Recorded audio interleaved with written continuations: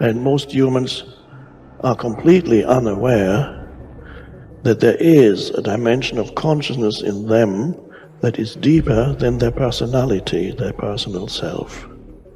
So they are trapped on the surface level of reality, and that is not a pleasant place to be. We confuse signs, words, numbers, symbols, and ideas with the real world. Most of us would have rather money than tangible wealth, and a great occasion is somehow spoiled for us unless photographed. And to read about it the next day in the newspaper is oddly more fun for us than the original living. And all so-called civilized peoples have increasingly become crazy and self-destructive because through excessive thinking they have lost touch with reality. Reality is the part of you that is eternal. And when you live there, you abide in an absence of fear. And you begin to know that life itself is a sublime experience. And there are no accidents in it at all. And that intelligence, whatever you want to call it, flows through each and every one of us. And the same intelligence that moves a star across the sky moves a thought across your mind. We all must deal with that dark side of our nature, the positive side of our nature. And it isn't that it ever gets done or finished, but that we should suppress those things that would cause us trouble, not only within ourselves, but cause us trouble with someone else. It's a never-ending challenge, but to still always be who you are. But who we are is, you might describe it as dual nature. And the key to life is to become the most of the good in you and the least of the bad. Because you've got to make a move which will put yourself out of your own control into the control of a better. If you don't believe in the Christian kind of a God, you can believe in the Hindu kind of a God, who is your inner self, the real self, the spirit, which is substantially identical with God. So you've got to meditate in such a way that you identify with your higher self. How do you do that? Well, you start by watching all your thoughts very carefully. Watching your feelings, watching your emotions, so that you begin to build up a sense of separation between the watcher and what is watched.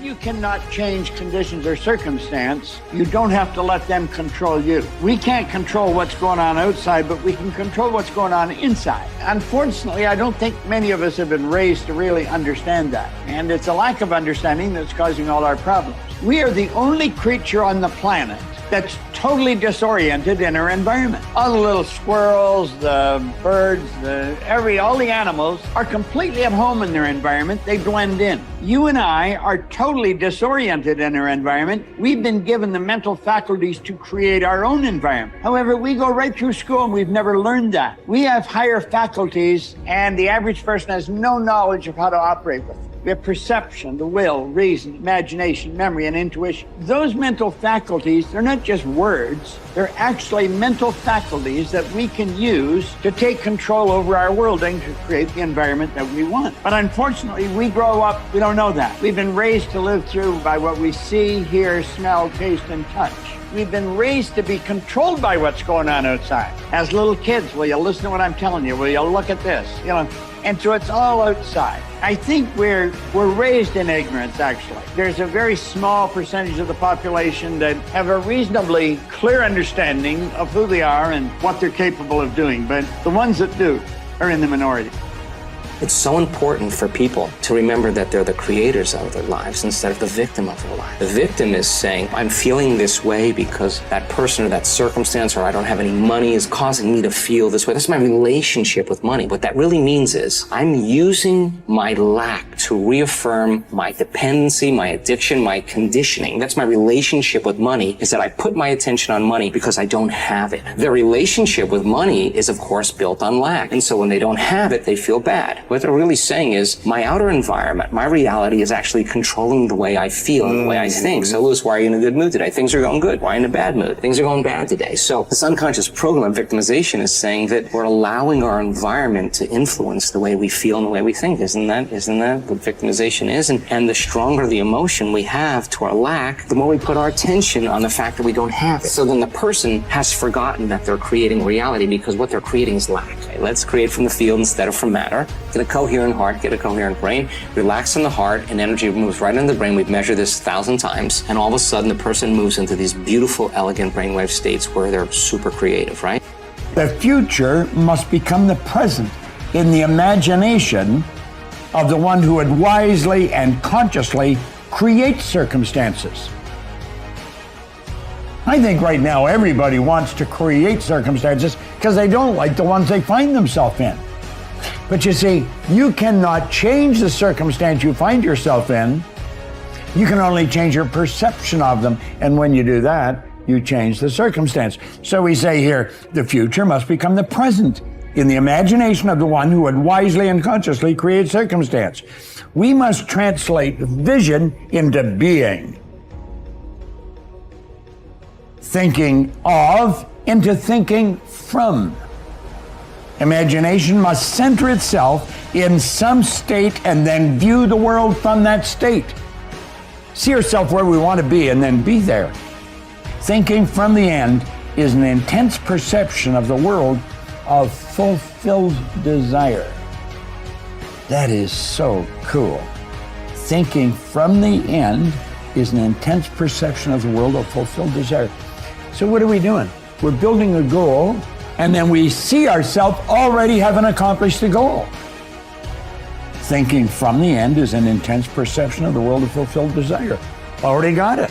I don't have to get it, I've already got it. That's an intense perception of the world of fulfilled desire. In other words, you got it. It's here. Now think. Are you thinking from the end, or are you thinking of the end? If you're thinking of the end, your thinking is way out there. If you're thinking from the end, you're part of it. See, the end result has already happened in our mind. We're creative beings. We're God's highest form of creation. We can create in our consciousness the kind of person we want to be, and then be that person. And that's what he said here. We must translate vision into being. So we don't just visualize it, we be it. The longer you're conscious of that energy, the more you draw that future to you. What does the synchronicity mean? It means whatever you're doing inside of you is producing that effect outside of you. Pay attention to what you did. Keep doing do more it again. Yeah. So generate a little bit more abundance. Just do it for an experiment. Now, when the synchronicity happens, do you think you feel suffering, or do you think you feel a little excitement? You feel inspired, right? Mm-hmm. So then that synchronicity is saying, use this energy, use this feeling. It should be easier for you to feel this now, and go back and do it again. Mm-hmm. Keep the experiment going. And here comes the promotion, here comes the email, here comes the person you meet at the right time, yes. Right? Well, we have something happening here, and then that becomes the momentum, right? So then we generate abundance. That's how we do it. We generate abundance, right? So then if you have an hour meditation where you're tuning into your abundant future, but then you're spending the other 15 hours a day in lack, don't expect anything to change. You defaulted. Mm-hmm. You're back to the old energy. And if you say it's that person or that circumstance or that bank account, I'm going to say you're back to the unconscious program of being a victim, right? So then let's go a step further. If your personality creates your personal reality, and it does, and your personality is made up of how you think, how you act, and how you feel, then the present personality who's listening to this podcast has created the present personal reality called their life. Nothing big there. Which means if you want to change your personal reality, you're going to have to change your personality. Right. Nothing changes in your life until you change.